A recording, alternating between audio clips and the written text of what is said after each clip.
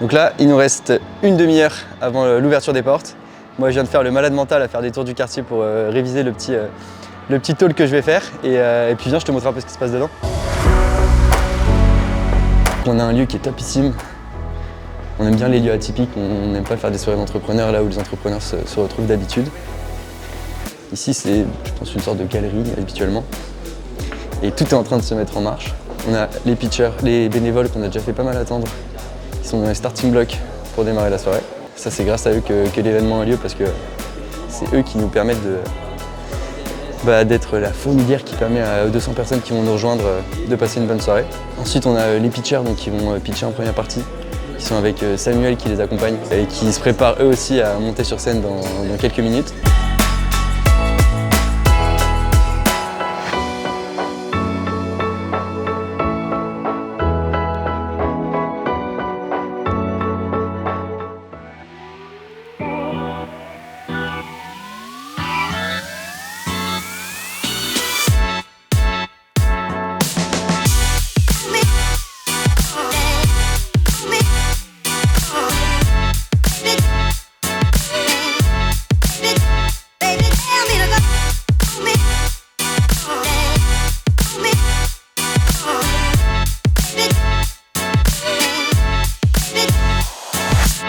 Moi, je m'interroge sur la lumière. Quand il va faire nuit, est-ce qu'on verra assez bien les... Faut se mettre exactement, faut se mettre plutôt là.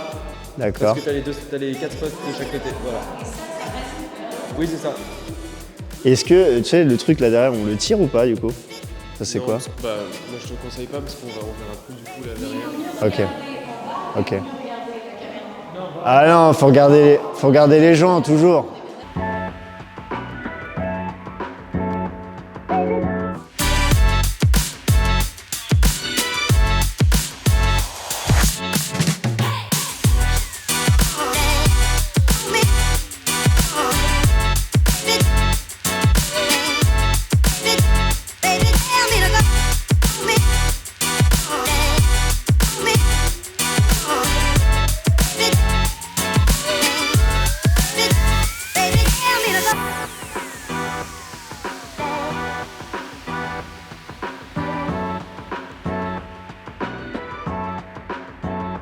Aujourd'hui, jeudi 7 mars 2024, on est à la Founders numéro 9 organisée par le génial Martin Crégu et la géniale Joséphine Contioso.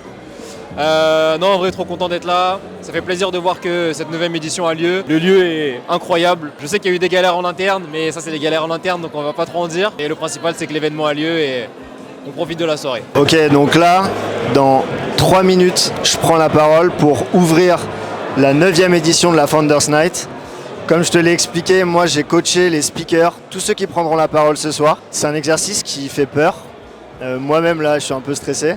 Mais je les ai bien préparés, donc j'attends d'eux qu'ils se fassent plaisir et qu'ils arrivent par ce plaisir à être excellents à l'oral, qu'ils arrivent à bien transmettre leur flamme d'entrepreneur et leur message, parce que l'entrepreneuriat est un formidable véhicule pour transformer le monde et pour préparer un avenir désirable. Donc là, j'ai hâte de les entendre. Ça va être top et c'est parti. Je fais ce projet, la Founders Night, c'est pas un projet, c'est une quête, c'est ma quête, c'est le résultat de ce que je fais depuis 10 ans, c'est le combat qu'on mène ensemble depuis 2 ou 3 ans.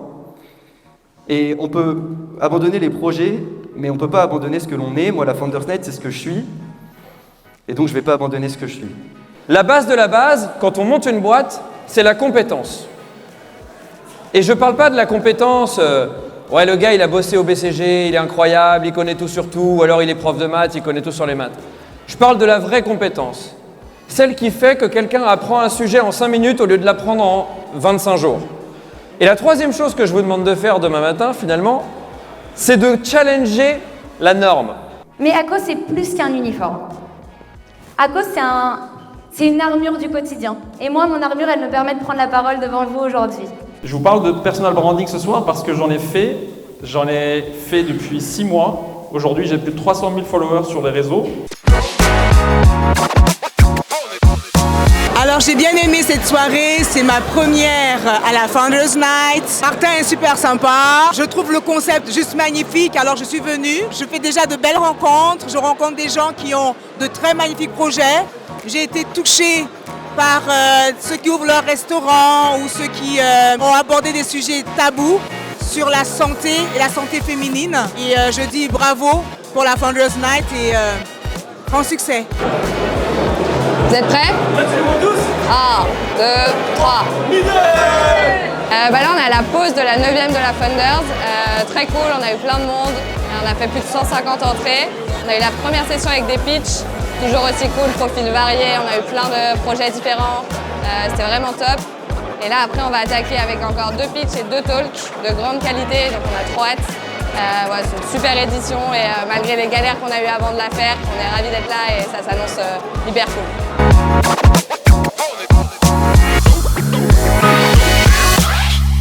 Si ce soir je suis présent pour pitcher à la Founder Night, c'est parce que pour moi c'est l'événement entrepreneur et start-up de l'écosystème français. En fait, pour être tout à fait honnête, quand j'ai commencé l'entrepreneuriat il y a 1 an, les premiers événements que j'ai fait c'était la Founder Night. Et ici j'ai vu une telle énergie des fondateurs que je me suis dit que moi aussi je voudrais être ici ce soir. Et regardez, après 1 an, après du travail, après des efforts, il reste quelques temps avant la sortie de l'application et ce soir je suis présent et j'ai pu présenter ma mission à l'écosystème. Donc pour moi c'était un grand plaisir d'être avec la Founder Night et on vous attend pour les prochaines.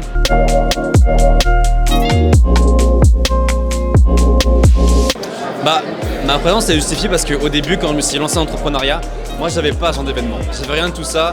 Moi j'étais chez moi pendant le Covid, donc j'étais vraiment solo. Et aujourd'hui Bocuse ça se passe super bien. Et j'ai qu'une envie, c'est rencontrer des gens qui ont des idées comme moi, qui en ont eu il y a genre 2-3 ans et qui ont qu'une envie, c'est entreprendre. Et j'essaye de transmettre un maximum, de rencontrer des gens qui sont motivés et je leur donne de l'énergie, ils m'en donnent aussi et j'espère que tous on peut exploser. Et le partage et la transmission d'informations pour moi, c'est la plus belle des valeurs dans l'entrepreneuriat. Moi ça fait ma 3e Founders Night que je fais, c'est super cool. Ce que je kiffe c'est on rencontre plein de monde, on se fait plein de nouveaux potes, l'équipe de bénévoles elle est trop ouf. J'adore ça et chaque année je reviens et je reviendrai encore et encore s'il faut. Qu'est-ce qui justifie ta présence aujourd'hui à l'événement Founders Night? Alors l'anecdote est un peu rigolote.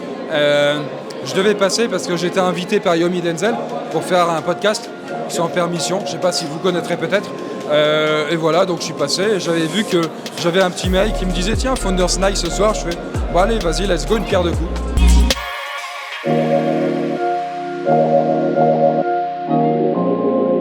Et voilà, la partie scène de la Founders Night c'est terminé. C'était une très belle édition. C'est la 9e édition, il n'y aura pas de 10e édition. C'est la fin d'une ère qui a duré 9 événements, c'était super. Et maintenant il faut qu'on reparte sur quelque chose de nouveau. Je pense que tout le monde ici a joué le jeu. Moi j'ai vécu un moment de dingue, j'en ai perdu même mes paroles pendant mon petit talk. Puis voilà, maintenant il nous reste 1 heure pour aller boire des coups, pour aller poser les questions qu'on a sur les pitchers, sur les talkers. Enfin bref, pas de bullshit, moi j'ai passé un événement de malade. Merci à tous ceux qui ont été là. Et puis on se voit vite pour le retour de la Founders Night.